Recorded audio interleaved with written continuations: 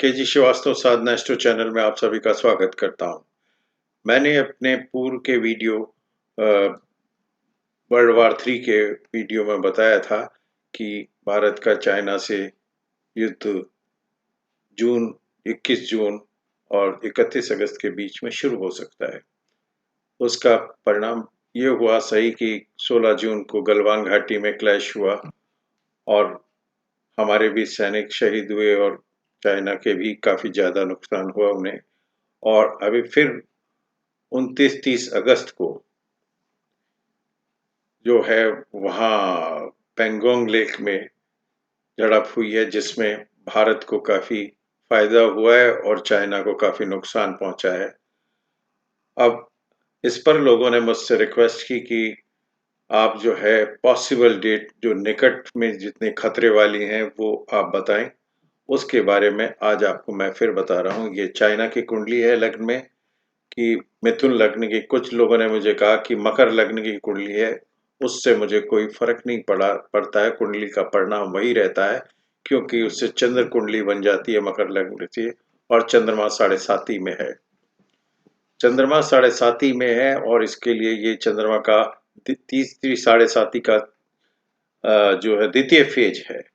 तो द्वितीय फेज जब तीसरी 7.5 कभी भी किसी को लगती है, उससे क्या है कि आदमी को परिणाम ये होता है कि वो उसकी मृत्यु होती है। मनुष्य के जीवन में तीसरी 7.5 उसकी मृत्यु करके जाती है, ये सभी को पता होगा।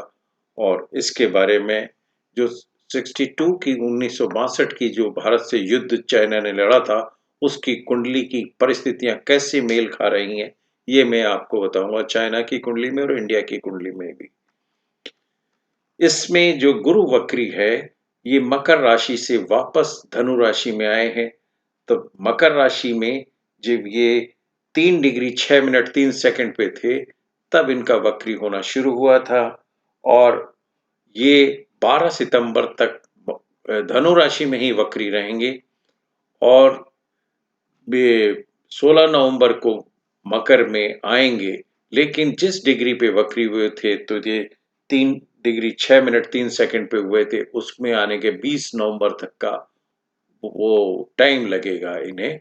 तो ये वक्री अभी भी वक्री हैं, जिसके कारण जो है जो स्थिति बनती है 17 अक्टूबर की और 12 सितंबर को ये मार्गी होंगे।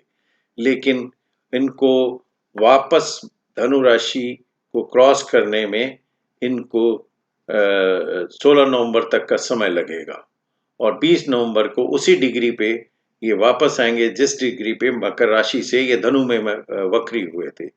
तो हमारे लिए जो खतरा है 17 अक्टूबर 2020 से और 16 नवंबर से 20 नवंबर, मतलब 17 अक्टूबर से 20 नवंबर तक का जो समय है वो भी वक्री का ही है। इसलिए ये युद्ध की प्रबल संभावना ये यहाँ पे रहेगी इसके चाइना के साथ। और ये किस कारण से ये जो इस समय जो 17 अक्टूबर को क्या स्थिति रहेगी कि शनि जो है वो इनके चंद्रमा में वही 7.5 को मंगल को व्यू कर रहा होगा और इधर शुक्र को व्यू कर रहा होगा और गोचर में उस दिन जो स्थिति होगी, सूर्य चंद्रमा जो तुला में होगा और मंगल के और शनि पे, शनि की दृष्टि चंद्रमा और सूर्य और बुध पे भी होगी। बुध इनके यहाँ ऑलरेडी वक्री है और मंगल के ऊपर जो है वो केतु की दृष्टि रहेगी, केतु और शनि की दृष्टि रहेगी।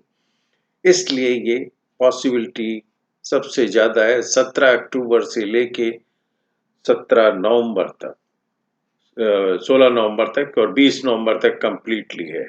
अब मैं आपको ये बताऊंगा ये क्यों है इस तरह से कि 29 अक्टूबर तक और प्रबल संभावना है, क्योंकि उस दिन भी यही मंगल ये रहेगा और सूर्य नीच का रहेगा, उसके बाद शनि की दृष्टि रहेगी और चंद्रमा और मंगल दोनों पे शनि की दृष्टि रहेगी और केतु के ऊपर मंगल और चंद्रमा की दृष्टि रहेगी। ये कारण युद्ध के बनते हैं। मैं आपको टोटली इसमें बताता हूँ कि ये क्यों पॉसिबिलिटी हो रही है कि ये 62 में जो ग्रहों की स्थितियां थी, मंगल कर्क था, राहु भी कर्क में था, शनि मकर में, उस दिन भी मकर में थे, और केतु साथ बैठे थे।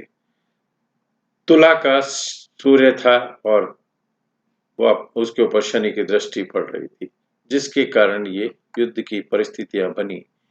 और इसके अंदर भी उस दिन भी गुरु वक्री थे और आज भी गुरु वक्री हैं। शनि की दृष्टि सूर्य चंद्रमा दोनों पे पड़ रही है। मंगल वक्री भी बने हुए हैं और उसके ऊपर शनि की दृष्टि है। तो ये कारण जो है युद्ध का बनता है।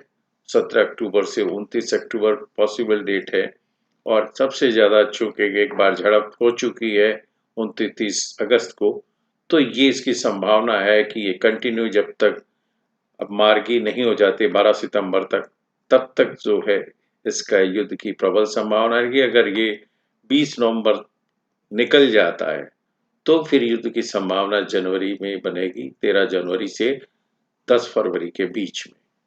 तो आशा है ये जो पॉसिबल जो टुकड़े बिल्कुल कैलकुलेटेड टुकड़े आए हैं, इसको देख के लगता है कि ये बिल्कुल सही बैठेगा, और इसी को हिसाब से हमें अपने तैयारी रखनी चाहिए। और भारतीय सेना बहुत अच्छा काम कर रही है, लेकिन ग्रहों को देख करके चलेंगे तो हम लोगों का भी फायदा होगा।